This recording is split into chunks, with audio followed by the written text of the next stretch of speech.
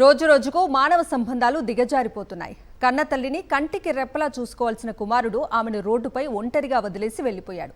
వృద్ధురాలి దీనస్థితిని గమనించిన కాలనీ వాసులు అక్కున చేర్చుకుని అన్న పానీయాలు అందించి ఆశ్రయం కల్పించారు. ఈ ఘటన మన్సూరాబాద్లో జరిగింది. యాదాద్రి జిల్లా సంస్థాన్ నారాయణపురం మండలం వావిళ్లపల్లి గ్రామానికి సమీపంలోని సీత్యా తండాకు చెందిన ధర్మికి ముగ్గురు కుమారులు, ఒక కుమార్తె. వీరిలో ఇద్దరు పెద్ద కుమారులు గతంలోనే చనిపోయారు. చిన్న కుమారుడు లక్ష్మణ్ నాయక్ వద్ద ధర్మి ఉంటోంది. లక్ష్మణ్ నాయక్ బతుకుదేరువు కోసం నగరానికి వలస వచ్చాడు. ఎల్బీ నగర్లో ఉంటూ ఆటో డ్రైవర్గా జీవనం సాగిస్తున్నాడు. గురువారం సాయంత్రం లక్ష్మణ్ నాయక్ తన తల్లి ధర్మిని మన్సూరాబాద్లోని చిత్తసీమ కాలనీలో లిటిల్ చామ్ స్కూల్ వద్ద తన ఆటోలో తీసుకొచ్చి వదిలేసి వెళ్లిపోయాడు.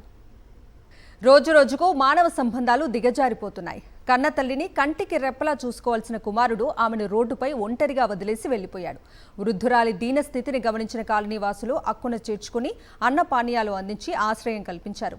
ఈ ఘటన మన్సూరాబాద్లో జరిగింది. యాదాద్రి జిల్లా సంస్థాన్ నారాయణపురం మండలం వావిళ్లపల్లి గ్రామానికి సమీపంలోని సీత్యా తండాకు చెందిన ధర్మికి ముగ్గురు కుమారులు, ఒక కుమార్తె. వీరిలో ఇద్దరు పెద్ద కుమారులు గతంలోనే చనిపోయారు. చిన్న కుమారుడు లక్ష్మణ్ నాయక్ వద్ద ధర్మి ఉంటోంది. లక్ష్మణ్ నాయక్ బతుకుదేరువు కోసం నగరానికి వలస వచ్చాడు. ఎల్బీ నగర్లో ఉంటూ ఆటో డ్రైవర్గా జీవనం సాగిస్తున్నాడు.